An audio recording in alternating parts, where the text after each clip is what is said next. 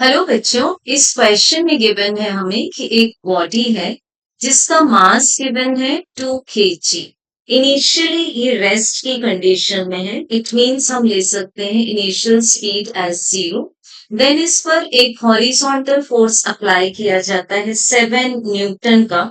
तो बच्चों यहाँ हम लिख सकते हैं F external equals to 7 newton. अब इस बॉडी पर जो फोर्स लगाया जा रहा है वो एक टेबल पर लगाया जा रहा है जिसमें कोएफिशिएंट ऑफ फ्रिक्शन है 0.1। So we can take as coefficient of friction equals to 0.1। अब बच्चों हमें सबसे पहले फाइंड करना है ए में work done by the applied force in 10 second. तो हमें ए में फाइंड करना है कि वर्क डन कितना होगा। तो बच्चों इसके लिए हम ले लेंगे work done in case number A as the product of force and displacement. So बच्चों यहाँ पर हमें फोर्स गिवन है 7 और हमें एस फाइंड करना है। तो एस के लिए हम यूज कर लेंगे the second kinematical equation which is s equals to ut plus half a t square। अब u की वैल्यू है 0, सो फर्स्ट टर्म 0 हो चुकी है, प्लस हाफ। a की वैल्यू हम कैसे निकाल लेंगे? a हो जाता है हमारे पास में न्यूटन सेकेंड लॉ से फोर्स डिवाइडेड बाय मास। तो यहाँ फोर्स अप्लाई किया जा रहा है 7 न्यूटन का और मास है 2 kg। तो बच्चों हम a को पुट कर देंगे यहाँ से 7 डिवाइडेड बाई 2। ठीक है, यहां से आ जाएगा हमारे पास में a 7 डिवाइडेड बाई 2। यूनिट है मीटर पर सेकेंड स्क्वायर। सो बच्चों अब हमें फाइंड करना है कि जो एक्सेलरेशन नेट फोर्स का कितना होगा, बिकॉज हम वो वैल्यू को यहाँ पुट करेंगे। So let it be a dash. तो हम a डैश कैसे निकालेंगे? a dash is equal to F minus f k, because जो काइनेटिक फ्रिक्शन है वो अपोजिट डायरेक्शन में लग रहा है, डिवाइडेड बाय मास। अब हमारे पास जो अप्लाइड फोर्स है वो है 7। देन काइनेटिक फ्रिक्शन को हम फाइंड करते हैं म्यू के मल्टीप्लाइड बाय एम जी से, and this is whole divided by 2।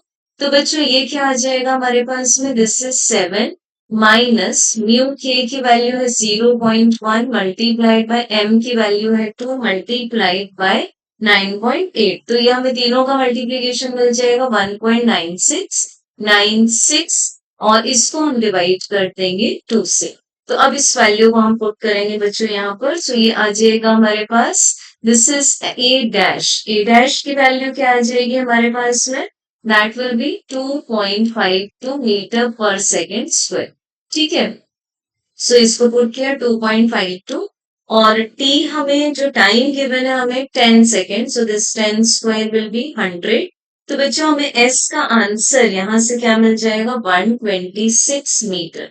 अब इसको हमने यहाँ पुट कर दिया। सो this is 7 multiplied by 126, so this will be 882 joule. तो ये आ जाएगा हमारे पास में फर्स्ट स्टेटमेंट यानी कि ए का आंसर। अब बच्चों हमें फाइंड करना है बी में work done by friction in 10 second. तो जैसे कि हम जानते हैं कि जो फ्रिक्शन है वो एक अपोजिंग फोर्स है। यहाँ पर टाइम लेना है हमें 10 सेकेंड का। तो हम लेंगे work done in case number b is equal to opposing force के कारण हम लगाएंगे negative sign. So this is minus of f k multiplied by s. इसको कुछ इस तरह से भी समझ सकते हैं कि वर्क डन होता है फोर्स डॉट डिस्प्लेसमेंट।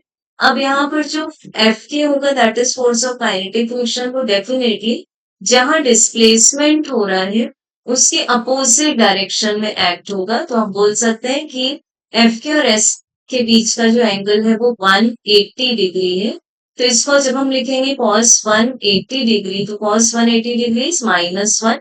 सो ये आ जाएगा माइनस एफ के इंटू एस। तो बच्चों इसको पुट कर देंगे। एफ के हम ऑलरेडी निकाल चुके हैं, that is 1.96। So this will be minus 1.96 multiplied by 126। तो ये आ जाएगा माइनस 246.9 जूल।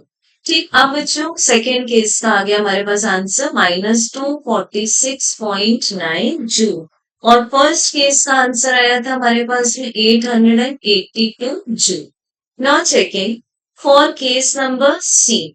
तो केस नंबर सी में हमें पूछा हुआ है work done by the net force on the body in 10 second.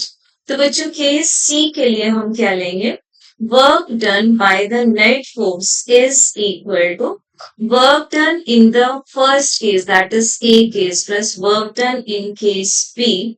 So work done in case A था हमारे पास 882, ये आया था answer. Work done in B case negative आया था 246.9 and both were in joule. So ये आंसर मिल जाएगा हमें 635.1 जूल। तो ये आ गया हमारे पास में सी केस का आंसर 635.1 जूल। अब बच्चों हमें फाइंड करना है स्टेटमेंट डी में change in kinetic energy of the body in 10 second and interpret your results. तो केस डी ले लेंगे हम, चेंज इन काइनेटिक एनर्जी लेना है हमें। तो इसके लिए change in kinetic energy means आएगा the final kinetic energy minus the initial kinetic energy. अब क्योंकि यहाँ क्वेश्चन में बोला हुआ था बॉडी इनिशियली रेस्ट पर है, it means the initial speed was 0, so the initial kinetic energy was also equal to 0। अब हम निकालेंगे फाइनल स्पीड। तो फाइनल स्पीड के लिए हम फर्स्ट काइनेमेटिक इक्वेशन यूज कर लेंगे v is equal to u plus at। Initial speed है 0, एक्सिलरेशन आया था 2.52 मल्टीप्लाइड बाय टाइम क्योंकि यहाँ 10 सेकेंड्स बोला हुआ है। सो हमारे पास फाइनल स्पीड आ जाएगा 25.2 मीटर पर सेकेंड।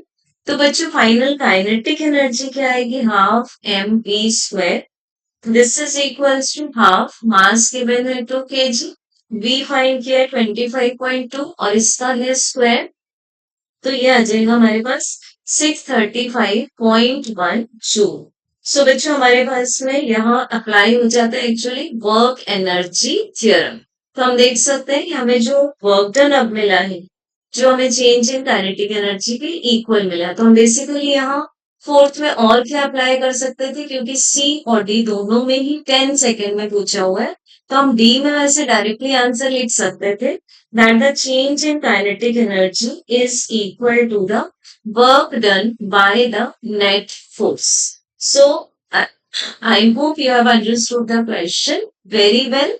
अगर कोई भी डाउट्स है आपको तो आप कमेंट बॉक्स में कमेंट कर सकते। Thank you.